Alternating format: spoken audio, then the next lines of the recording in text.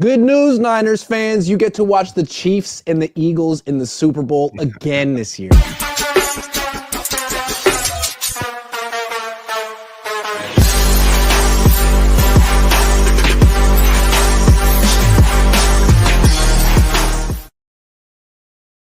What's up? Welcome to the Best 49ers show. We're the Best 49ers host, Cohn, Ryan G, Hensley. I'm sure we all watched the game last night.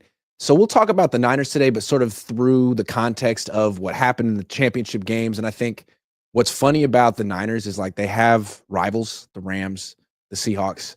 But I think their biggest rival, or the team they hate the most, or their fans hate the most, has to be Philly, even though Kansas City is the one that really beats them in the Super Bowl. But Niners hate Nick Sirianni's face. They hate everything about Jalen Hurts. And them having success and potentially beating the Chiefs in the Super Bowl is something I think makes Niner fans and Niner people make their stomach turn. So let's go right into topics that are going to make 49er fans uncomfortable. Is Nick Sirianni a better head coach than Kyle Shanahan? What do you think? Well, the numbers tell you yes. If you're looking at statistics straight up, he has a better winning percentage, and because everyone likes to throw this one out. Whenever you talk about this, people throw out, well, he inherited a really good team. Okay, let's go on that context. If you give Kyle Shanahan 4 years, 4 of them, to build the 49ers roster exactly how he wanted to build it, and then look at their records and their achievements, Nick Sirianni's still winning that competition. He has a higher winning percentage. He's now appeared in 2 Super Bowls, same amount of NFC championships. So from a numbers standpoint, yes. Now I have more opinions about that, but I want to hear what you got to say. But from a numbers standpoint, yes. To me, I think this is a clear, obvious answer. I think well, here's the thing. It depends on your definition of a head coach. And I think this is where Kyle Shanahan sort of gets to slide, because he wears all the hats. And what I like about Nick Sirianni, the reason he's a better head coach than Kyle Shanahan, is that he's a head coach. And that's the only hat he wears. He plays his position. He knows his position. And I think there's something to be said for that. Like, Kyle Shanahan is a control freak. He hired the general manager. He calls the plays. He tells the defensive coach, you got to run the wide 9. I mean, he's very much a control freak. He's watching all the meetings. I mean, Sirianni is just a classic head coach. He takes direction from the general manager who hired him. He delegates. He lets his assistant coaches coach. He's not telling Vic Fangio what to do on defense, and he's not telling Kellen Moore what to do on offense. And I think a lot of people look at that and say, well, what are you even doing? He's being a head coach. He's in charge of the scheduling. He's talking to the media. He's doing clock management, game management, all the boring stuff that Kyle Shanahan looks down on.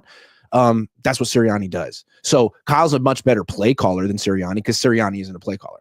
But Sirianni is demonstrably a very good head coach. All right. So my opinion on them might be different than yours. I don't like either one. I'm not a fan of Kyle Shanahan. I'm not a fan of Nick Sirianni. But here's why I point out the records. Like, now, if I had to choose, if you're like Ryan, Kyle Shanahan, and Nick Sirianni, I'd probably pick Kyle, to be real, just because he's more tolerable to me than Nick Sirianni. Nick Sirianni's personality is intolerable. I can't stand him.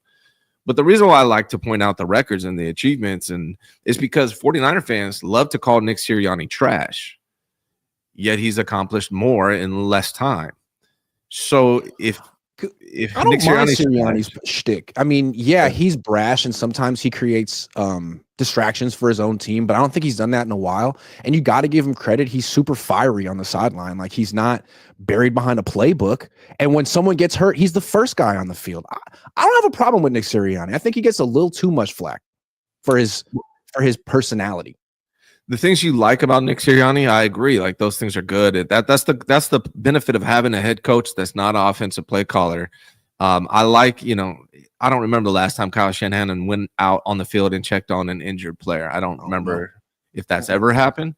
I do like when I see coaches do that. My point is this, though, like, if I could take any head coach in the NFL, Nick Sirianni and Kyle Shanahan aren't even in my top 3 or 4. I'd pick. There's a lot of other guys that have that straight head coach responsibility role that Nick Sirianni has that I prefer over Nick Sirianni. But my point is the hypocrisy when we call Nick Sirianni trash because he's the Eagles head coach and you don't like his personality, yet he's achieved more, has a better winning percentage, and done the same things Kyle has so far. Look at it like this, though. If you have like a weak team organization, like the Niners were when they hired Kyle, and they're like, look, man, we don't have a GM. We don't have a roster. We don't have credibility. Can you please come here and just do everything? Hire the general manager, hire the whole coaching staff, and give us respectability again. That's something that Kyle did, and he did a pretty good job of it. I mean, pretty good. He hasn't won a Super Bowl, but he kind of built this thing in his image. I don't know that Sirianni could do that. He's never done it before. He's never been asked to do that before. But if you have an organization like Philly with a strong ownership and a strong general manager and say, we just need a head coach to be a head coach and to hire a good coaching staff and get out of the way, then I'd rather have Sirianni, because Sirianni has put together, he had Steichen and Gannon, lost them, and then 2 years later ends up with Kellen Moore and Vic Fangio. And the reason he has Vic Fangio is because Kyle didn't want Fangio, because Kyle was going to tell Fangio, yeah, we want you, but you got to run the wide 9. That's a big difference between them. Yeah, I agree. Yeah. I think one thing that is true, and it could be even more true in 2 weeks from now if the Eagles win the Super Bowl, but one thing that seems to be true to me is that the combination of Nick Sirianni and Howie Roseman is greater than the combination of Kyle Shanahan and John Lynch from a success standpoint. They've achieved the exact same things in less time. They have a better winning percentage. I think Howie Roseman is an underrated. I mean, he's talked about, but Nick Sirianni's success is ultimately a lot of it should go to Howie Roseman. He does a fantastic job. If I could pick any GM in the NFL to run the 49ers, it would be Howie Roseman. So it's the combination of both, but I do like having a head coach that has no responsibility outside of being the head coach. I think that's huge. And we haven't seen Kyle in that role. And when he's trying to balance be an offensive coordinator and be a head coach, he struggles on the head coaching things. And so I'm not sure what he would look like if he didn't have the offensive coordinator role. But as of right now, Nick Sirianni's having more success factually. Like, it's not my opinion, doing it the way they do it with him and Howie Roseman. If you took Sirianni off the Eagles and made Kyle their coach, would they be better or worse? I think they'd be worse. They wouldn't go for it on fourth down nearly as much. Their scheme would be way different. Jalen Hurts wouldn't work. I mean, one of the things I like about Sirianni and the Eagles is their RPO system. The Andy Reid runs RPO. Like, all the better teams have these mobile quarterbacks who are part of the run game because there's this whole RPO package, and Kyle and his disciples just scoff at that. They're like, we don't want this. We just want a pocket quarterback who can hand off and do some play action bootlegs. Like, man, that's not enough anymore. It's not enough when you have Jaden Daniels, Jalen Hurts, Josh Allen, Lamar Jackson, Patrick Mahomes, who can all run these zone read RPO packages really well and use their legs and score touchdowns in ways that Matthew Stafford and Jordan Love and Brock Purdy and Tua can't. So I kind of like, I'm not saying that like their offense is more explosive than the Niners offense, but it definitely it's a better running offense than the Niners offense. One of the things that I like about Roseman and Sirianni more than Kyle Shanahan and John Lynch is the trenches in general. They prioritize the offensive line, and that philosophy right there is something I believe in.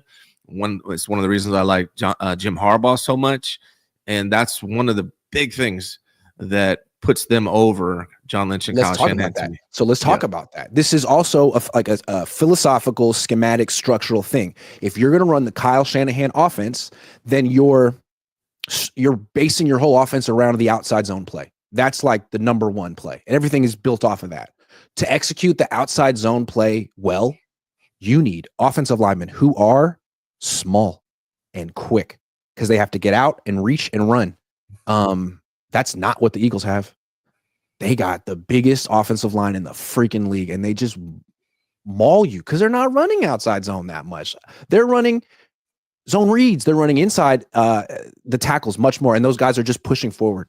So if you want to have this system, then you're going to be committed to smaller offensive linemen who get pushed around in the fourth quarter when you're losing every time. Yeah. And people, they hate the tush push, but like my response to that is figure out a way to stop it. And the reason why they're able to have so much success and I hate using the tush push. There's got to be a different name for that shit. Excuse me. But yeah, the reason why push. The push. Let's call it the push. Yeah. Is their offensive linemen. And like, you have to me, when you're building a football team, you have to have the ability to have a power run game. When it's third and short, you need to be able to get yourself 2 yards. And the 49ers don't have that personnel to be able to pull that off. Like Christian McCaffrey's a finesse running back. The outside zone is a finesse running scheme. Like, you got to just be able to put your head down and gain 2 yards in a cloud of dust. Agree. I agree. And you got to give Sirianni credit for his handling and his development of Jalen Hurts. That's his quarterback. And Kyle had Trey Lance. And compare the way Sirianni has used Hurts and improved Hurts' game, maximized his strengths and minimized his weaknesses to what Kyle did with Trey. I'm not saying Trey Lance could have been Jalen Hurts or as good as Jalen Hurts, but I do think he would have had a much better shot with Sirianni and in that organization than he did here, which was no shot. I think what's funny, man, and people, I'm used to it now, but I think Jalen Hurts and Trey Lance are actually very similar. I really do. I think they are. I think the Eagles should sign Trey Lance as a backup quarterback next year because they're not the most accurate passers from quarterback standpoint. They're not the best processors, but they are powerful runners and they have talented arm strength. Now, Jalen Hurts played really good yesterday, and I don't think Trey Lance could step in and do what Jalen Hurts did yesterday. And I'm not the biggest Jalen Hurts fan. I don't have him in the elite tier of quarterback, but what he did yesterday was really good.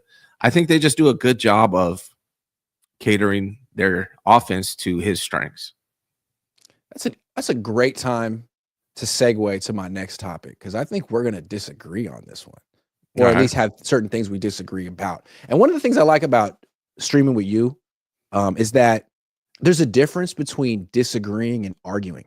We disagree all the time, and arguing to me is just boring. People yelling and not listening.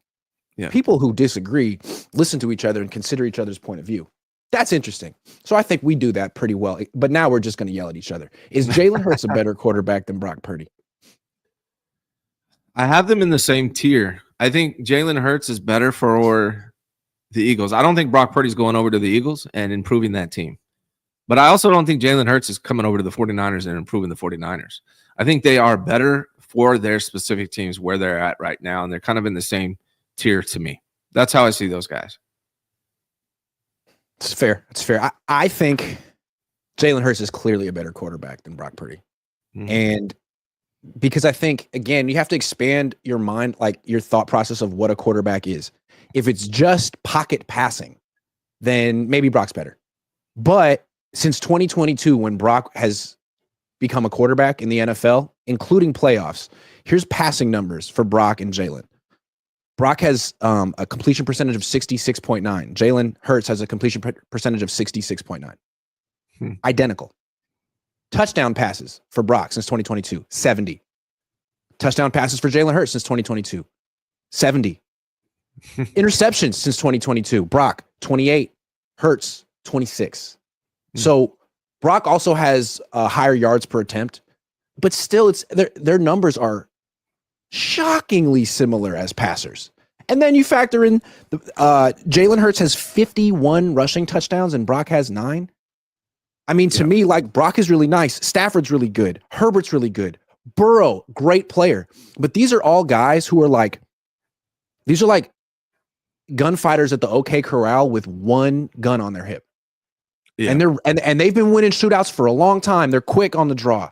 But now you got guys, and I'm going to name the 5 again: Mahomes, Allen, Jackson, Hurts, and Daniels. These are dudes at the OK Corral with 2 guns on their hips. 2. And I want that second gun, Ryan. And that second gun for Jalen Hurts is his legs. And as a runner, I mean, he's up there with some like Steve Young and some of the best runners we've seen. He's big. He's a huge threat in the red zone, and he's the difference between touchdowns and field goals for that team a lot. So is he elite? No, but I think the Vikings would be better with him than Darnold. I think the Lions would be better with him than Goff. That second gun on your hip is so valuable, and I think there's more and more of these players coming in the league. So it's hard to win with Stafford now. As great as he is, it's hard to win with Burrow now because your running game is limited in ways that these teams isn't. Yeah, I mean, so you make a good point. One counter I'll make on that is those touchdown statistics for Jalen Hurts, or to take away the tush push, it's not as great as it seems. But we saw it in the game yesterday. He had that nice touchdown on a quarterback draw from about 10 yards out. That's a really nice weapon. It is. Yeah. And I will say Kyle tried to get that with Trey Lance. He just gave up on it after a couple of injuries. He ran in between the tackles without a lead blocker and got him broken. But yeah, the emergence of Brock and also Hurts slides and all that. But he does slide. Let me ask you this though: would the 49ers be better with Jalen Hurts than they are with Brock Purdy, in your opinion? With Kyle Shanahan? No, because of the system. Because Kyle's system, we saw with Trey Lance, Kyle's system doesn't really maximize that kind of a quarterback, which is too bad because Sirianni's system does, Kingsbury's system does, Andy Reid's system does. That's what's so interesting to me. Andy Reid is almost 70 years old, and he came up under Mike Holmgren, like in the true West Coast offense. And he has incorporated more of like the new age college style spread RPO in we saw it yesterday. The whole opening drive was RPOs. Then Kyle, who's 45, and he's stuck in this like throwback offense because it's what he knows. Mm-hmm. Like expand your mind, Kyle. Come on. You got to go to Mexico and take some ayahuasca and expand your mind. Yeah, that's why I say like, and then let me ask you this another question for you. Tier wise, right? You got the elite quarterbacks. You got Patrick Mahomes by himself. You got Josh Allen, Lamar Jackson, Joe Burrow. Then you got the guys that are kind of borderline, like maybe the Jaden Daniels and the Herberts that might end up being in that elite realm at some point, maybe. And then you got the good quarterbacks that aren't great. That's where I have Brock Purdy. That's where I have Jalen Hurts. Do you have them in the same tier, or do you have them in different tiers? I'm starting to make like a new tier, and I'm going to call it something like quarterbacks with no limitations. Okay. Mahomes, Allen, Jackson, Hurts, Daniels. And maybe Hurts maybe he has more limitations than the other 4. Maybe he's the 5th, but damn, he's pretty good. And it's like, that's a tier I want to create right now. Quarterbacks with no limitations. These are the guys with 2 guns on their hips. As great as Burrow is, can't do that. As great as Stafford is, as great as Herbert is, they can't do that. Yeah. And I still think that those teams, it's like they're always at the mercy of one bad game from that quarterback. If Goff has a bad day that day, you can't just turn to his legs and say, okay, well, we're going to run with our quarterback and our running back, and it's not your day. We've seen it with Hurts. Like, it's not your day, man. We're not going to let you lose the game throwing. But if Stafford has a bad day, if Herbert has a bad day like he did in the playoffs a few weeks ago, you're fucked. You're fucked. Yeah. But the Eagles are not. And so that's to me what I want. And that's why I don't want to give Brock Purdy $55 million because he's a one-dimensional core. He doesn't have that other weapon, which is just as dangerous, if not more dangerous. Brock Purdy definitely has limitations from, he's not a runner. Like, I mean, he's mobile, but he's not going to run like Jalen Hurts or Lamar Jackson. Daniels, he doesn't have the arm talent. So he is limited in that regard. I would just ask you this you said no limitations. Is Jalen Hurts limited from the standpoint of 3-step drop, boom, get the ball out, accurate and on time? The limitation for him is like, okay, you're not the most sophisticated passer. Like, we don't necessarily want to put you in a system where you're making full field reads all the time. So let's put you in a spread RPO attack. And it's like tic-tac-toe. If this guy, it's a lot of 1 and 2 read stuff. It's simple stuff because all the sophistication is in the running game. Mm-hmm. And they win that way. And it's like, I don't have a problem with that. I mean, maybe you stylistically, aesthetically prefer what Kyle's doing with his offense. But again, the way I look at it is no matter what Kyle is doing, it's essentially a one-back offense because there's only one rushing threat on the field. Debo is like a second kind of, but not anymore.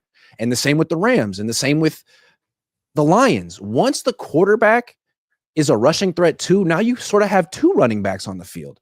And those offenses are just way harder to stop. Like even Bill Walsh back in the day, there were always 2 rushing threats on the field, Rathman and Craig. What I don't like about Juszczyk is that he's a tight end. He's not a back. He don't ever hand him the ball because he's not a good. He'll fumble. Mm-hmm. It's like having another tight end on the field, which is fine. It's a blocker and a receiver, but I like 2 rushing threats on the field. And look at the teams that have it and how freaking dangerous they are. Because and look, Mahomes, you don't think of him that way, but in the biggest games of the year where you got to have it, all of a sudden, he's Kansas City's most dangerous rusher. And my problem with Brock, because I was talking about dropping back, getting the ball out quick, making the right decision. My problem with Brock Purdy after this past season was that he was really good at that in his rookie year and his first full year. And that was supposed to be his superpower. This past year, he wasn't good at it at all. And I don't know what's going on, but that's what makes me uncomfortable paying for him. And like to make the comparison, what you're saying with Jalen Hurts, that he has, no limitations. I'm arguing, hey, maybe Brock has maybe he's limited in being able to do that. But Brock this past year was not doing it either. And so that's my concern with Brock Purdy. If Brock Purdy is going to be stay in that same tier that I have, Jalen Hurts and him, because I think Jalen Hurts is missing that ability to drop back, get the ball out quick and make the right decision. Brock needs to have that ability. And this last year, he hasn't shown that he has that ability. And so that's my biggest concern with Brock. Like, that's supposed to be what makes you good, dude. And where is that now? If I were a general manager or a coach in the NFL and I needed a quarterback and I had some space on my team, not even necessarily a starter, someone to invest in and develop. And I'm looking at the quarterbacks who had the most success this year, whose teams had the most success. The final 4 teams this year all had all had dual threat quarterbacks, all 4. I mean, why not go sign Justin Fields? Sign him to a 2-year deal. It'll be cheap. He was on the freaking Bears and the Steelers, 2 of like the worst offensive organizations in football. They're in the Stone Age when it comes to offense. Those 2 teams, those are defense teams. Give that guy a freaking shot. Why not? I mean, and Trey Lance, those 2. I think Trey Lance and Justin Fields deserve another shot in a different system, more of an RPO style system. And Justin Fields is going to need to learn to be more decisive. That's one of the better things about Justin Fields. But man, I think he could. If you took Jalen Hurts off the Eagles and put Justin Fields on that team, similar, it might be better. Yeah, I think the Eagles need to sign. If I'm the Eagles, I'm signing one of those 2 quarterbacks, preferably Justin Fields. If not Justin Fields, I'm going with Trey Lance. Commanders too. I've slowly come, like, that's been my evolving. Dude, the Lions should do that, man. As much I like Jared Goff, hell of a player, man, but you can't move. Can you imagine how much better Jahmyr Gibbs would be if he had a rushing threat as a quarterback next to him? It's true, and that's been my opinion. It's changed. Has slowly become my opinion. Justin Fields, to me, is probably the best free agent quarterback available right now. Yeah, he did. We're getting back into Jimmy Garoppolo thing where it's like, okay, you don't want to throw that much with Brock, right? You want to run the ball. You want to be a running team, right? But Brock isn't contributing to the running game, so he's handing off a lot, and that's it. Like, okay, well, Jalen Hurts can do that too, and a lot more. If Brock Purdy and the 49ers want success next year, that's the direction they have to. They need to go to the Jimmy Garoppolo offense, where Brock drops back, gets the ball out quick, and they depend on Yak and the run game. That's what they need to get back to. When Jimmy Garoppolo had success, what they were doing last year was trying to make Brock somebody he's not, which is just like a dude that can go out there and just put the game on his shoulders. He's not that guy. He's just not. They need to get back to the Jimmy Garoppolo offense with Brock. And here's the conundrum I think I'm trying to point out, and maybe I'm wrong. Maybe I'm being overreactionary, but like, look at the Packers. Mm-hmm. They gave Jordan Love hella money. because he looks like a traditional quarterback. You know, he's mobile enough, but he's not a dual threat quarterback, and he's a pocket quarterback. Mm-hmm. And he freaking blew it in the playoffs again. Just, you know, and meanwhile, when he didn't play and Malik Willis was in there, who is a legit dual threat quarterback, I thought they looked better. Because again, with Jordan Love, you don't want him throwing 35 passes. They were among the league leaders in rushing attempts. It's all about handing off to Josh Jacobs anyway. So how about if your quarterback is like can contribute 7 or 8 runs a game too, and maybe a rushing touchdown or 2 as well? You're probably going to win more because you're not worried about Jordan Love's picks. You're always worried about Jordan Love's picks. If we put the game in his hands, is he going to throw it away? Yeah, maybe. Yeah, probably. Seems like it. So don't run that. So get it. I'm just saying, I'm ranting now, but like, this is my new thing. I feel like I had an epiphany. I want Malik Willis on the 49ers. They have to have, they got Trey Lance. They broke Trey Lance. And now they're scared of the project, but that's the future of the league. Man, that one kid from, he's the backup on the Patriots. Did you ever watch him, Milton? Joe Milton. Oh my God. Yeah. Did you watch that game? Every team should have a dual threat project on their roster somewhere. Yeah. Every team. How do you not? So to summarize this though, like I think Jalen's better on the Eagles. I think Brock's better on the Niners because of Kyle. And but if I was starting a new team and I could decide my offense and who I'm going to build around, I would probably go with Jalen Hurts. But all that being said, I think both of those guys are heavily dependent on the team around them. Absolutely, no question about it. I would agree, and that's probably why they're not. Either of them are quote unquote elite, but. If you could win a Super Bowl, like if Jalen Hurts wins this game, if he can beat Patrick Mahomes, I'm not sure he will, but that's like, well, who really cares what he is or what tier he is? He did it. The Eagles last time he faced the Chiefs, he put up a lot of points. So let's see if he can do it. The Eagles have the better team, but so did the Niners last year. That's true. Yeah, that's true. Well, let's do some sleeper picks because it's a Super Bowl edition of sleeper picks. All right. This is the Super Bowl edition. So we got Eagles Chiefs again. It starts with Saquon Barkley, man. He's might be the best player not named Patrick Mahomes on the field. How bad is the Giants? How bad is the Giants GM and how is he still employed? Bad. That being said, it's amazing what a good O-line and a dual threat quarterback can do for a running back's career. So maybe the Giants should give it to him. Should have kept Barkley and gave that to him. But yeah, no, I agree. Absolutely. Here's another question. I know we're in sleeper picks mode, but who had a better season, Barkley this past year, or CMC the year before? I ran that poll on Twitter. Barkley. I feel like he's been taking over big games, like playoff games, in ways that McCaffrey didn't. As in the playoffs, like Barkley is just like, 70-yard touchdown run. Oh, it's a 50-yard touchdown run. Like McCaffrey wasn't necessarily that dominant, although he was excellent. And then he was terrible in the Super Bowl. Regular season, I'm giving CMC. Postseason, I'm giving Barkley. Yeah. Which matters. Yep. Yeah. And who do you think is going to be better moving forward? Barkley. He's 27-year-old, healthy right now. Although he was rubbing that Achilles calf. They called it a calf. I was like, that looks like the Achilles to me. A little low for a calf. Yep. All right. Well, let's make some picks, man. What are the touchdowns? Over a half? 5. Over. That's it. No question. 0.5. Do they have Jalen Hurts sacks? Because he's going to get sacked quite a bit. I think they do that. I would like them to do that. But they got pass yards, rush yards, pass TDs, comps, picks, pass attempts, rush attempts, and all-purpose yards. I think he's going to be rushing a lot because I think the Chiefs are going to be coming up at him up the middle, and he's going to be running for his life. So I would go that direction with him. 9.5. He had 10 in this last game. I would give it to him. Give it to him? Yep. Okay. All right. I like that. How about Mahomes? Old Patty, huh? Rushing yards, passing yards. What are touchdowns? 1.5 probably, I'm guessing. 1.5. I would say above that for the Super Bowl. For the Super Bowl? The Eagles can put up points, man, even with that defense. That is true. Xavier Worthy. Receiving yards.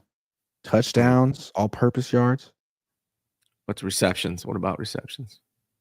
5.5. He stepped up in this game. He's been a great, phenomenal rookie, man. Good pick by the Chiefs. moving up to get him. I'd say yeah. I think if they're gonna. I think there's gonna be a high scoring affair. Affair. I knew you were gonna say that word. I love that. Yeah, That's a great word. yeah. Who else we want? Kareem Hunt, Travis What Kelce. about Travis? Anytime touchdown. Nope, can't do that one. Yards, 63.5. Man, he got shut down and it didn't matter. Yeah. I think the Eagles are going to try and take him out of it. So I would say less than. I would think so too. I mean, he seems like he's not quite what he used to be. Ever since he went with Taylor Swift. Yeah, Taylor Swift has taken the life force from him. I get it. Although, look, those are our sleeper picks for the Super Bowl. Download the Sleeper app, use promo code Cohn, and get entered to win this signed George Kittle jersey, which I'll be giving away in about 2 weeks. So make sure you download the Sleeper app, use promo code COHN. All right, I got more questions for you, although we have super chats to get to before the questions.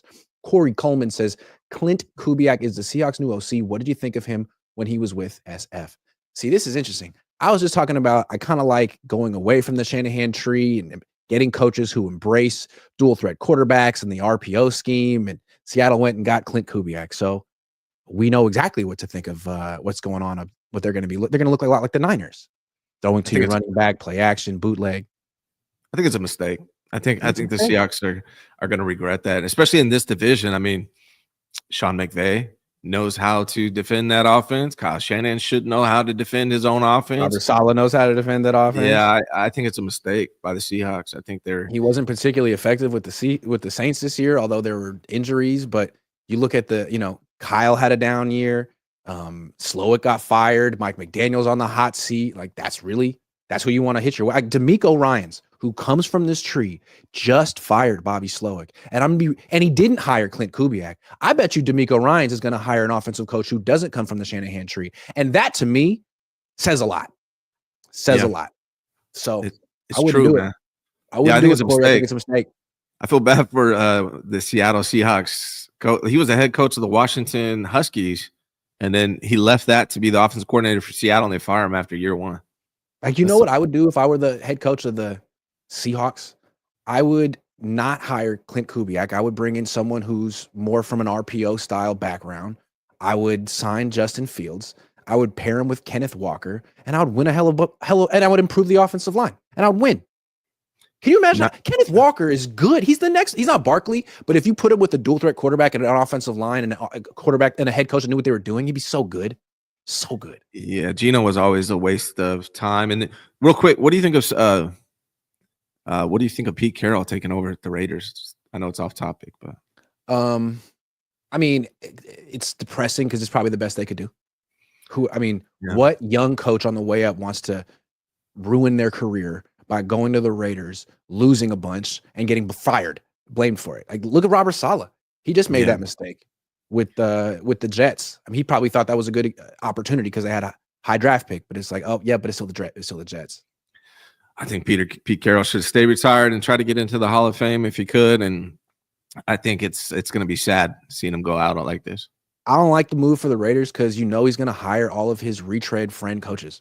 Like Darrell Bevel will be there, or like Ken Norton, or like, no offense to those guys, but it's like you'd like to have a coach bring in something new and show some evolution and say, like, this time it's going to be a new version of me and I'm going to pull from some college ranks. It's like, no, it's going to be all the Pete Carroll people. Yeah. And I wonder how much, like, some of them probably been out of the league for a while. I don't think I'm still tired of it. Like, I'm honestly tired every year they go through this hiring of head coaches and they just bring back these old ass coaches. Like, what is Pete Carroll? Like, what is the Patriots? I forget who they brought back. They're using McDaniel again to be their offensive coordinator for the third time. Brian Schottenheimer is going to be the head coach of the Cowboys. Like, how did McCarthy work out? Try someone new. Try one of these young college coaches. I don't understand franchises why they do this. I kind of disagree, though, in the sense that if I wanted to fire Kyle, someone I would call and try to make like a Hail Mary play for, be like, dude, I'll pay you $15 million a year. What's it going to take? Nick Saban. Nick Saban, college coach. Yeah. You talking about college coaches like Nick Saban? He's been in the NFL. He was a Belichick guy. Like, so many NFL players respect him because he's freaking Nick Saban, and they all know who he is, and a lot of them played for him. I mean, he's got an incredible network of coaches. He's one of the greatest coaches of all time. It's a lot more personable than Belichick. I'd be interested in Saban. I know he had that one opportunity with the Dolphins and ran away because I think it was because he wanted Breeze, and the Dolphins, who are a terrible organization, their team doctor failed his physical and said, we can't get him. I think that's what happened. And then he was like, I don't want to coach here anymore. I think it depends on the situation, right? Like if you're the Raiders and you need to rebuild completely, you have nothing to go off of. You don't even have a quarterback. Go with a young coach and invest in them. But if you're a team that's like a contender and you have all those pieces in place, then that makes sense to go with an older. It'd be tough to get him. He's making a ton of money just being an announcer now. I feel like, does he really want to work that hard? Once you realize that you can make a ton of money just talking about football, it's hard to go back to coaching because coaching's really hard and you lose. Also, college, when you're an announcer. What's tricky about college is a lot of the most successful college coaches are that way because of their ability to recruit. And you can't really recruit in the NFL necessarily. It's about drafting and money. So it makes it it's a different beast. Much different beast. Irfan Mirza says Niners got a new special teams coordinator. Did they really? Did we miss this? We must have missed that. It must have just came out. Let me see. Hold on. Let's see. Is it Jake Moody? Is Jake Moody still on the team? Jake Moody is definitely okay. 49ers hire former Jets assistant Brant Boyer as special teams coordinator. So let's talk about this. This shouldn't come as a surprise. Again, if you're just tuning in, the Niners have hired former Jets special teams coordinator Brant Boyer as their special teams coordinator. They interviewed him last week, and of course, he was on Robert Saleh's staff. So now that Robert Saleh's back, he knew a guy who knew a guy who knew a guy, and boom, bada bing, Brant Boyer's back. Here, I guess I don't have a lot of opinions about special team coordinators, but he's been one, and I respect that. What do you think? I don't like his chin. He can work on that. I don't know if you can. I like his name, though. I've never met a Brant, but it's close to my name. We could bond. Brant and Grant. Boyer. A lot of times when I give my name at cafes, people think I say the word Brant, and I'm like, that's not a name, but I guess it is. He's from Ogden, Utah. I lived in Salt Lake for a couple of years, so Ogden is an interesting. I don't know. I don't know enough about him to give any real good opinions. We'll see. It is interesting that the Niners are really just going Jets all the way. You know, maybe they'll get Sauce Gardner or some of these other guys. Maybe Kinlaw will come back. Maybe Kinlaw will come back. Yeah. To do what, Ryan? To make my life miserable? Yeah. To play football? I don't know. I guess. Yeah. I don't know if maybe. Sure. Great. I don't know. Wonderful. I have no opinion of Brant Boyer yet. Good name. He's a coach. But as long as Kyle Shanahan is the head coach, I wonder how good the Niners special teams are going to be, because like that's kind of something that the head coach either emphasizes and cares about or doesn't. And when you ask him about the special teams, it's like, well, we've put a lot of resources into it. Yeah, but that's different than like actually emphasizing it in practice and in team meetings. And whenever he talks about special teams, he always says like, it's just an area of the game where I don't want to lose. I don't want to lose on special teams. I don't want to have to call a trick play or a fake this. It's like, well, if you have we just don't want to mess it up attitude about something, you're going to mess it up and you're never going to be good at it because you don't strive to be good at it, essentially. Yeah. We'll have to see. Does. Seems like Tabor Pepper's excited. He said, let's get to work. But Tabor, what if like his first decision is get rid of you, bud? No, right, exactly. Because what's scary about that is the special teams coordinator might know his own long snapper who he likes. Careful, Tabor. I hope he knows a kicker. Yeah. They better not be bringing in Brant Boyer to like fix Jake Moody. Like, no. New kicker. BB. Yeah. So congratulations to Brant Boyer and the 49ers. Official BNA Music 88 says, correction, these new QBs got AKs with the switch. Yeah, whatever you want to. That's what I'm saying. I feel like there's a new weapon in the league, and it's kind of, you're going to get mowed down if you don't have it. Sorry. We're talking hollow tips here. Ramon Gonzalez says in 23, Niners sent Eagles into death spiral after a blowout win. Since then, Roseman signs Moore, Fangio, Bond, Barkley, and draft 2 CBs. Niners? Well, this is their offseason. They just got Saleh. Let's see if they add a bunch of really good players like the Eagles did.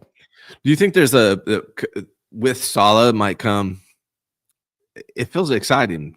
If they didn't get Saleh, I would not be excited in this team. Honestly, I don't know anyone else that would like make me optimistic about the coming season. Maybe with Saleh comes some free agency signings that could. Yeah, like Javon Kinlaw and Solomon Thomas. I can't wait. No, I'm just kidding. Shout out to Robert. Glad to have you back. Hope to see you bring in. And I kind of hope they don't re-sign Dre Greenlaw. I gotta tell you, man. They gotta get younger, cheaper, healthier, and that doesn't help. I don't know. He could go somewhere, but a young team that doesn't have all the injury issues the Niners have, that's what I would say. But they're gonna re-sign him. I bet you. You see Oren Burks balling out for the Eagles? That was the face I made when he was. He had a 17 tackle game the other day too. Like, and the Niners signed Devondre and gave him good money. Yeah, I'm as far as Greenlaw's concerned, if he's the same guy, I 100% want him back. I'm just worried that he may not be. Oh, yeah, I mean, Shady Luke says Howie Roseman has slowly built the youngest and nastiest defense. Newsflash for peeps who don't know the Eagles. Vic said he has no ambitions of leaving. That's another thing I wanted to say. You talk about like the Saints. They're the last team who haven't hired a coach, or the Raiders who just hired Pete Carroll. It's like, dude, why don't you go get Vic Fangio? Or why don't you go get Steve Spagnuolo? It's like, who says they want to leave? Why would Steve Spagnuolo want to leave the Chiefs? They're the best team ever, maybe. And I'm sure he gets paid a lot. He just got an extension last year. He gets to be part of this legacy. He wants to leave this to go coach in the NFC West. Why? He might be a Hall of Famer just for being a defensive coordinator. Yeah. I'll see it. I think some of these coordinators, like Spags and Fangio in particular, are just fine where they are. Yeah, I agree. Yeah. Cali Kid says, can Hurts do it without weapons, his O-line and defense, or is it that question just for Purdy? Never hear that asked for other quarterbacks. I don't think he can. He needs his weapons. And that's the difference, though, between the Eagles this year and the Niners last year. The Eagles this year have a really good defense. Niners last year didn't have the defense as good as the Eagles, so they might be able to pull it off. But yeah, I think that's why I put Hurts and Purdy in the same tier. They need that. The way I look at it again, though, is like if Purdy's having a bad day throwing the ball, the Niners are screwed because there's no other way that he can contribute. But if Hurts is having a bad day throwing the ball, Eagles aren't necessarily screwed. They can run the ball with him and with Barkley and pass 15 times and win. And they've done it multiple times. The Niners used to be able to win that way, but it's a lot easier to win that way when your quarterback actually does something other than handoff. They're both don't mess it up. Quarterbacks. Yeah. And if that's the kind of quarterback you have, again, I'd like you to be a running back half the time. Yeah, that makes sense. That's what I'm saying. You know what I mean? Shady Luke says people forget in 2021, Hurts led the Eagles to the playoffs and they were way less talented. That is true. Dude's never been out of playoff contention through college and the pros. Thank you, resident Eagles fan. I do feel like if Hurts were on the Niners and had the exact same resume, Niner fans would be like, this guy doesn't get enough credit. Why does our quarterback always get disrespected? It's not fair. But it's the Eagles quarterback, and Niner fans are like, he's trash, and I hate him. 50% of Niner fans. 50% of Niner fans are incapable of having unbiased conversations about other teams and players. That's just the way it is. 50. I would say football fans in general, though. I feel like a lot of football fans think that their job as a fan is to be like, no matter what. My support's going to be the difference here. It's like, no, you can think for yourself. You're not. Yeah. Trust me, guys. It's more for me. Maybe just for me. I enjoy football much more, being able to look at it unbiasedly and not just as a 49ers fan. Because to me, like, football is very much a soap opera. And people who like really root hard for teams, it's like rooting for one of the characters in a soap opera. So, it's a soap opera, right? It's a soap opera, right? Like, what are you talking? Why are you? I mean, I understand if you're like 14, like, yeah, man, I was a huge Niner fan when I was 14, but at a certain point, it's like, you know what? This is really interesting. Whether they win or lose, either way, it's super interesting. I don't have to get that emotionally invested to enjoy this. To me, when you're only looking at Niners can do no wrong, when that's your viewpoint, you're only looking at half of the truth when it comes to the 49ers, and you're missing out on realistic conversations for 31 other teams. So your view of football is like this big, whereas there's a lot more to it. Yeah, it's a whole world out there. Shady Luke, thank you very much. Joey Mellon says CMC had a bad O-line last year, except he didn't use the word bad. I mean, I mean, they're yeah, mid. and he didn't have Jalen Hurts. Can you imagine how much? I mean, he did start his career with Christian McCaffrey. I mean, with Cam Newton, kind of same idea. Did you know that the 49ers O-line this year and last year were ranked the exact same? People don't realize. They think all of a sudden like the Niners O-line was bad. The year they went to the Super Bowl, I think they were 15th according to PFF. Last year, 15th, like the same. Yeah, and do people realize that the Niners defensive line was ranked way lower, like in the 20s? Yeah, which is why the Niners are going to go ham on their D-line this offseason and probably I hope so. Stand pat. I bet you their starting left guard on the first day of training camp will be Spencer Burford. And you know what? He might not even be a downgrade from Aaron Banks. No disrespect to either of them. I mean, if they want to keep status quo on their offensive line, if they can upgrade the center too, man. If Trent Williams is healthy and they upgrade the center position, I think the guard position you can get by with Spencer Burford. My thing with Trent Williams was kind of scary. Is like all he has left to play for at this point is like the love of the game and pride and a Super Bowl, because he doesn't have any more contracts to earn. This is his last year, in my opinion. Yeah, so if the Niners fall out of contention, like, is he interested? Is he still? I don't know, man. I feel like what fans don't really understand is like football's not that fun to play, and a lot of players don't love it as much as you think they do.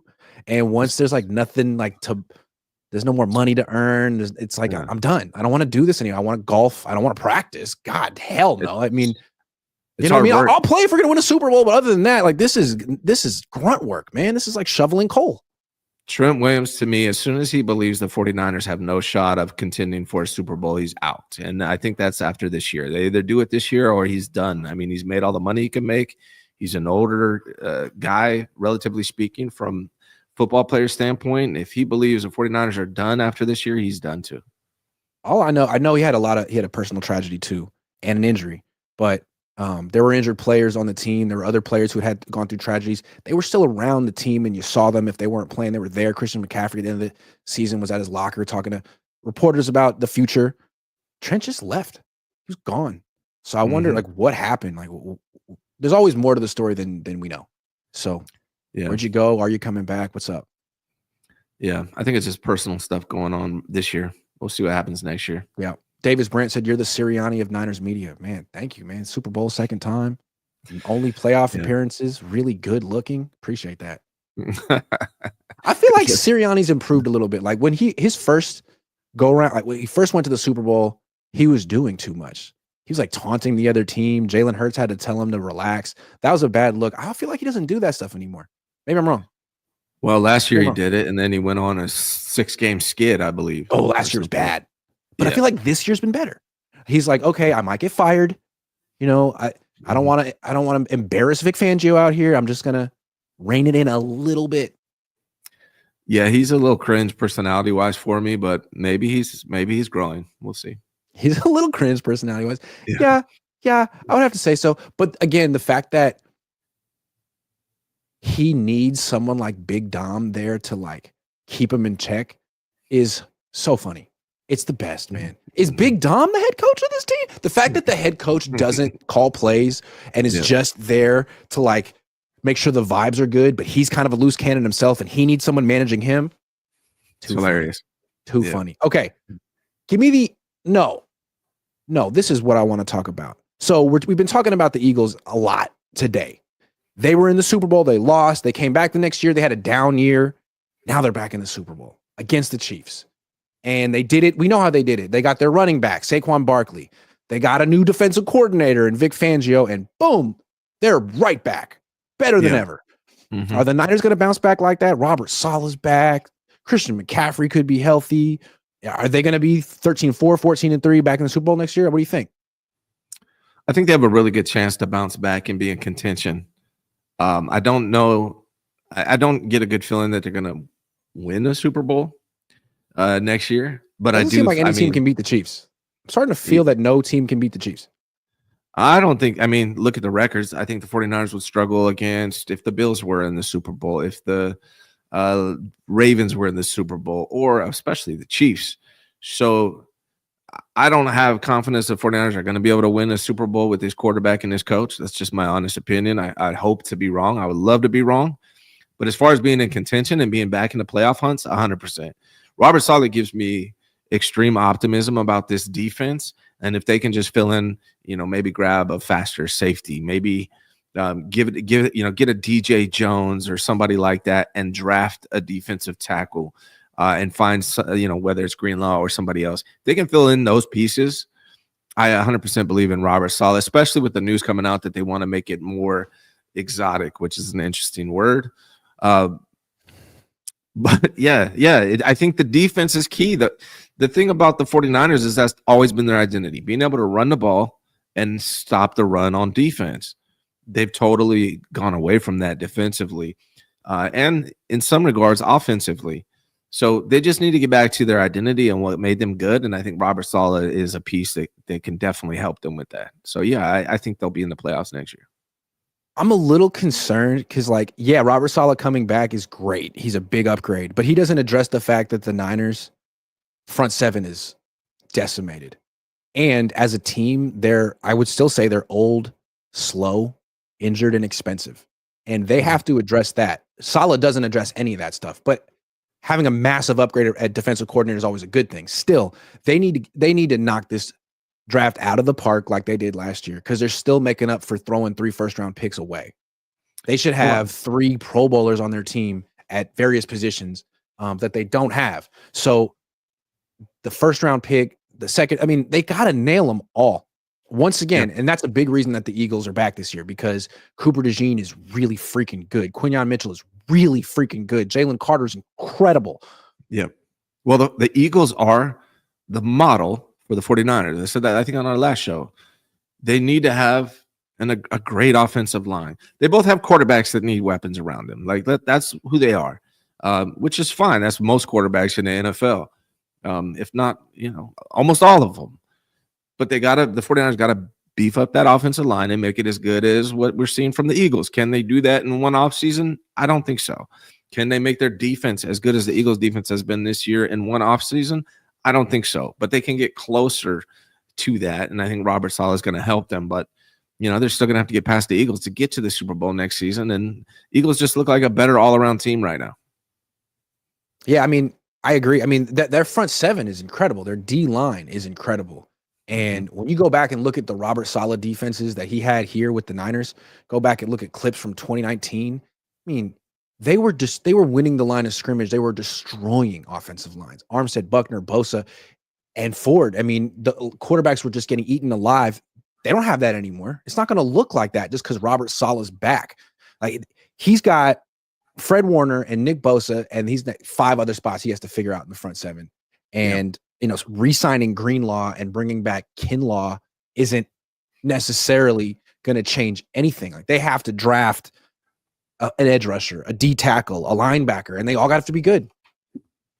Yeah, that's why I think the strength of schedule is definitely favorable for the 49ers, and it's going to seem like they are on fire throughout the season. But then when they get to the playoffs, they're going to have to play some of these good the Washington Commanders, the Detroit Lions, and the Eagles in order to get to the Super Bowl. And then when they get to the Super Bowl, they're going to have to play the freaking Chiefs or the Ravens or the Bills. So it's not encouraging from that standpoint. I do think they will be contenders and in the playoffs, but that's kind of my confidence, where my confidence ends for the 49ers next season. Yeah, and if you look at the Eagles as the team to beat in the NFC for now, which I think they clearly are. They just beat the shit out of the Commanders, who beat the shit out of the Lions, who everyone thought was the team to beat in the NFC. So if that's the team you got to go through just to get to the Super Bowl now, your run defense has to be phenomenal. Yeah. And the Niners run defense is far from that. So the front seven has to be a huge, huge emphasis this off season. And just even if they make it an emphasis, it doesn't mean they won't take the next Kinlaw with the 11th pick, because they haven't drafted a good defensive tackle since they've been here, or a great one. They took DJ Jones. Maybe they'll bring him back. They need to really revamp this front seven. Right. Howie Roseman and the Eagles have been nailing it year after year. The Niners can nail it next year and still not be where the Eagles are at. You got Kinlaw. They got Jalen Carter, man. You signed Javon Hargrave. No, you got to get this right. Yeah, I mean, the Eagles gave up Jalen. That's the thing. Maybe when Howie Roseman gets rid of a player, don't sign him. Maybe when the Chiefs get rid of a player, don't I sign him. agree. Yeah. I agree. The Niners have tried that a lot, right? Travarius Yeah. Ward, D Ford, good players, but probably you don't know more than the Chiefs. You're not a better organization than the Chiefs, and if the Chiefs have made their final judgment, maybe that's why I was saying the Niners should go sign Trey Smith. You know, if the Chiefs don't want you, maybe they're probably right. They're probably right, essentially. Right.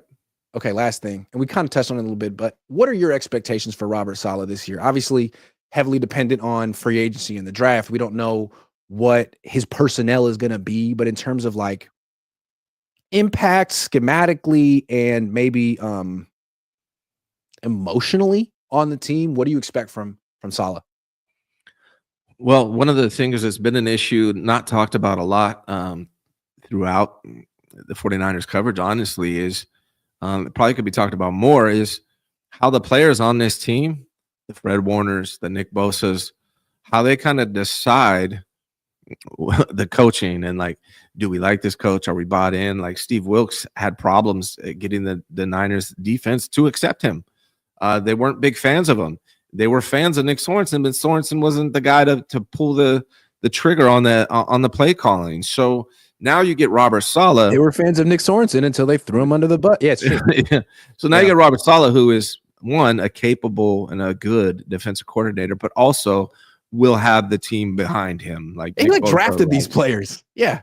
Right. So yeah, he's got that going from him. And then he has that emotional lift that Nick Sorensen didn't have, that Steve Wilkes didn't have, that they haven't had since DeMeco Ryans. So I think all of those things are great. I expect the 49ers to be a much better defense. How good will be determined on how they do this offseason acquiring defensive players. Yeah, we heard the report from Tony Pauline, who says he's talking to Niners assistant coaches at the East-West Shrine game, who are sort of dropping hints about how the defense is going to change. He said that they want to make it faster and more exotic. I think every team wants to be faster and more exotic on defense, but it does kind of highlight the fact that the Niners have become pretty slow on defense, particularly at safety. I love Talanoa Hufanga. He runs a 4.65, and he ran that before he tore his ACL. I don't love Jair Brown. He runs a 4.65 too. And then you got Malik Mustafa, who looks like a nice, good player who runs a 4.55. When Saleh was here, he had freaking Jimmy Ward, who ran a 4.47 and played cornerback in the NFL, was a first-round pick, was a premium athlete. I just don't have any players like that anymore.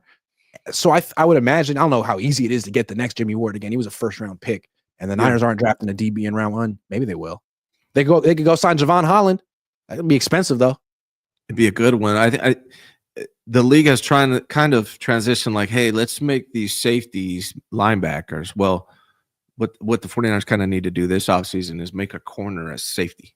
Yeah, a guy that can play the middle of the field, but also like cover a tight end man to man, because you don't trust Jair Brown to do that.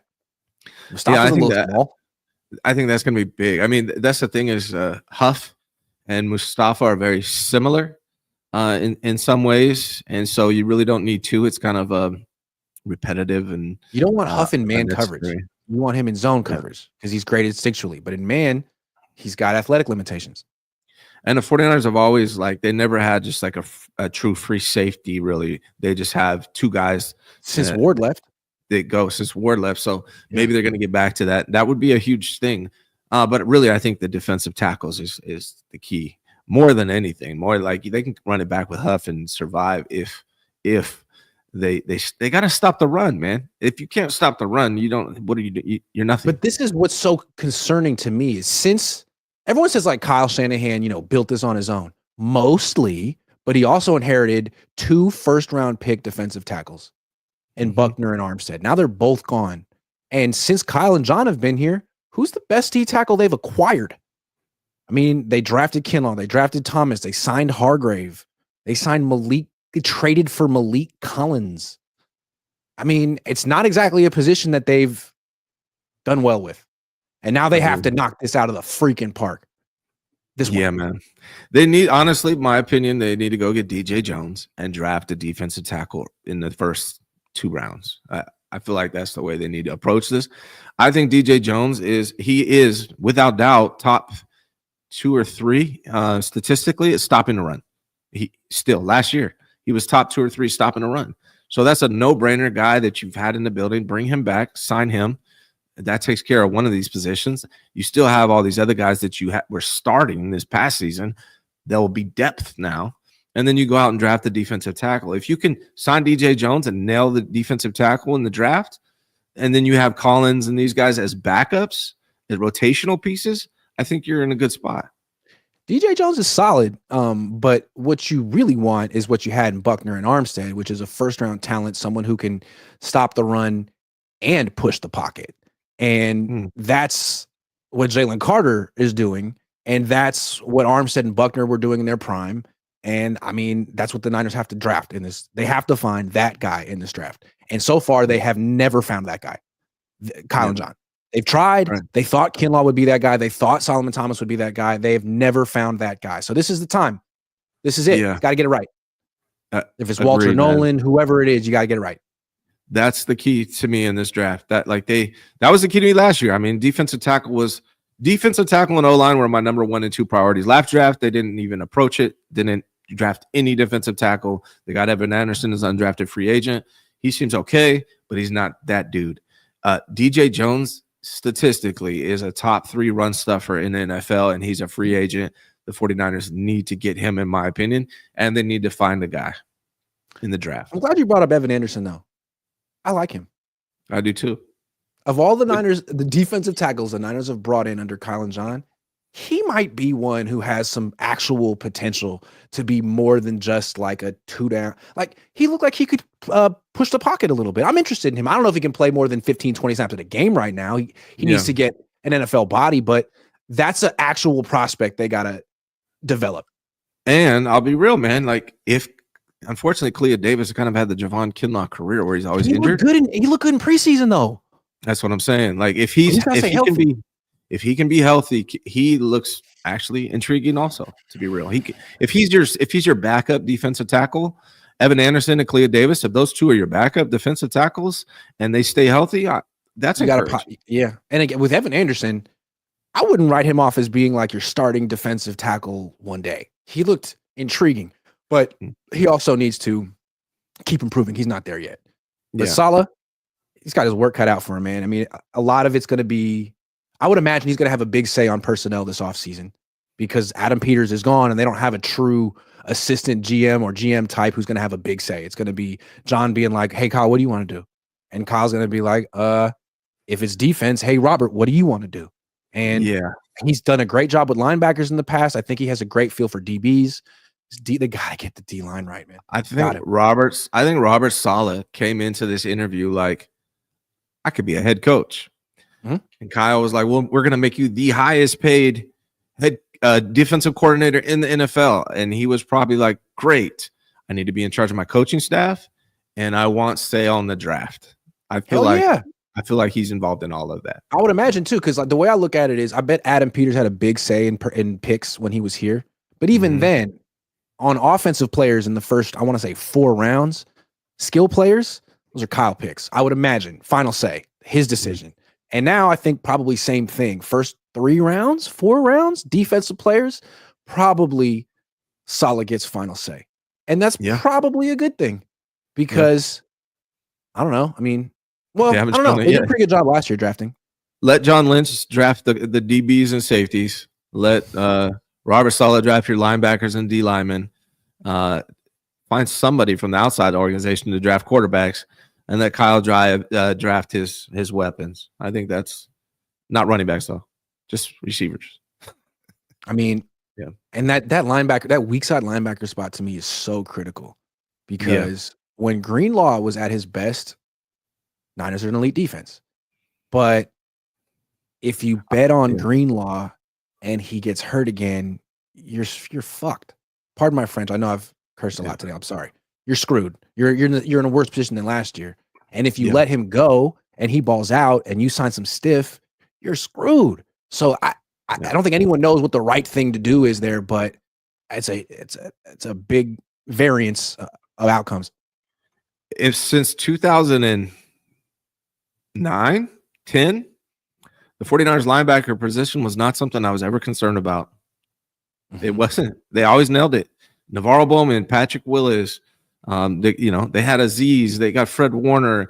They have Greenlaw. Then they go with Devondre Campbell. Like that was the worst. That's the worst they've done at linebacker since like 2009. And to me, like that was very much. I blame Kyle for that one. They needed a freaking linebacker. Adam Peters was gone, and John's like, anyone has any suggestions? And Kyle's like, well, I was in Atlanta with Campbell. He was fined 5, 7, 8 years ago. What other connection did they have to him? But what's nice about, I think one of the best things about bringing Saleh back, he's a former linebacker coach. That's his specialty. Like Kyle with wide receivers, he drafted Warner. He saw the vision for Fred Warner. He drafted him in round 3. That dude was like a nickel outside linebacker at BYU. No one really thought he was going to be special in the NFL. They thought he was kind of soft, and now Saleh had the vision and turned him into the best linebacker in football. He also drafted Greenlaw, so they need to replenish that position. They got Saleh back. Now, he did draft Reuben Foster, but so did I don't know who's responsible for that. I trust Saleh with linebackers. And I'm curious to see what he can do with D Winters, because I like D Winters. He gets banged up quite a bit, but from what I've seen from D Winters, I love his speed. I'm hopefully I want to like D Winters. You want to like D Winters? Yeah. I want to like D Winters. Like I want to feel the way about Winters that I feel about Mustafa, but I don't, because I feel like with Mustafa he flies around. He's generally in the right places. With Winters, it's like you fly around, but I feel like you make a lot of mistakes, and you're part of the problem with the run defense. I think with Winters, you haven't got that much playing time. I think with Winters, he's over pursuing, and I want to see what Robert Saleh can do with Winters, because I like his talent. Yes, I like his talent too. He was a 6th round pick. He's fast. He's improved, and I wouldn't give up on him. I would also like to see the Niners draft a linebacker a little higher, like make it more serious investment in that position. It's so critical. Like once upon a time, you took Reuben Foster in round 1 because it was so important, and it is that important. We've seen what a violent, fast, tone-setting weak side linebacker does for this particular team, because Fred Warner's great, but he's not really any of those things. And that's the thing. So I don't know who that player is, but if they could get that guy in round 2, round 3, get him. And I think that's what they need to do with Greenlaw. As much as I love Greenlaw, I'm just too concerned about his injury. I mean, when he's healthy, he's phenomenal, and I could regret saying this. He could come back and be perfectly healthy and ball out on another team, and it wouldn't surprise me. But it's just with the way this team is structured and their salary cap and everything. Even though they have a ton of salary cap, I'm just projecting down the line. With Brock Purdy, I'm a little concerned about signing Greenlaw, even though he's phenomenal when he's healthy. I mean, like he's a tough one, because when he came back and played against the Rams in the first half, he looked like the Greenlaw of old, and he made an incredible impact, and it was right there in front of you. But then he didn't play in the second half, and then the next week he tried to play, and he didn't play beyond the first series. So if you think he's going to bounce back and be himself, there's visual evidence to support that. If you think he can't last through a freaking game and there's no chance he's making it through 17, there's evidence to support that too. It's a tough one. Yeah, agreed, sir. Davis Brandt says, how do you feel about the Niners secondary upcoming? Feeling good about it. Lenore, Green, good players. Mustafa, those are 3 really good players right there. They're probably not going to re-sign Hufanga. I wouldn't be surprised if he goes to Houston with D'Amico, but we'll see. I trust Saleh with that. My only thing is the DB room is actually all of a sudden thin, with Charvarius Ward being gone. Now you got Demo and Green, who look both. I like both of them, but what's after that? Who's after that? Darrell Luter Jr., who's never gotten a chance. And you know what? Right. I'm not going to write him off, because Niners have had a long history of cornerbacks who never get a chance, leave, and play well elsewhere. Samuel Womack, DJ Reed, Kello Witherspoon got a chance, lost confidence, got benched, left, good again. So maybe Darrell Luter Jr. is the next one. Yeah, but for another team probably. Go ahead. Steve Wilkes handpicked him, and Steve Wilkes is one of the better DB coaches in the league. So I'm open-minded on Darrell Luter Jr. He's big, he's got length, and he's fast. So see, but they're definitely thin. They need more. All day, every day. Kim says Niners might be in some big trouble in the near future. These young brothers in the NFC side playing quarterback ain't going nowhere anytime soon. Yep. That's right.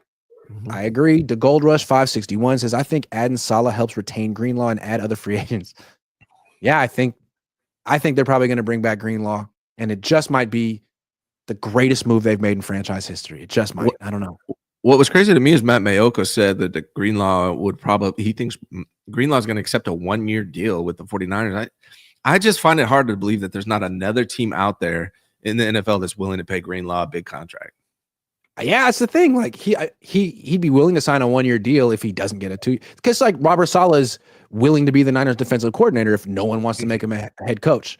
So maybe Greenlaw feels like, I only played 34 snaps this year. Maybe I'm not going to get that deal. Maybe I'll cash in next year. Be patient. You don't think the Texans are going to want to? The Texans call him up, or the Commanders call him up, and we're like, "Hey, man, here's a 3-year deal. We believe in you." Say, "Hey, Niners, sorry." Yeah, that's how I see it. Yeah. The young Montana member for 41 months. Wow, that's a long time. Thank you very much. Well, you know what? Hour and 10, that's a long time. Ryan, I appreciate you giving me your time today. I know you're a very busy man. I was excited. I thought we had a great show. We had a lot to talk about. It was a fantastic show. And can I say this? I just launched my first episode of my new platform, the Ryan G. Hensley Show, and my first guest was Grant Cohn. Uncut interview with Grant Cohn. You go behind the scenes and figure out what makes Grant tick, how he feels about everything. It's on my new channel. Just launched it this morning. If you haven't seen it, go check it out. I got to watch that. I've seen Grant Cohn a little bit, and he pisses me off. But sometimes he makes some interesting points sometimes, and he gets me thinking, and I like that. I thought you would be the perfect transition for my new platform because, most of my audience follows me for 49ers. Even though we didn't talk about the Niners, we talked about you and some other things that went on. That kind of transitions to what I'm going to be doing moving forward, which is beyond the Niners. I really enjoyed the interview. You did a really good job. I hope I held up my end of the bargain. There's a lot of me doing that in the interview, kind of just babbling. No, I think I gave my all. Ryan's a really good interviewer, and it's about an hour long. Go over to his channel and check it out. Yes, sir. Thanks for watching, everyone. Goodbye.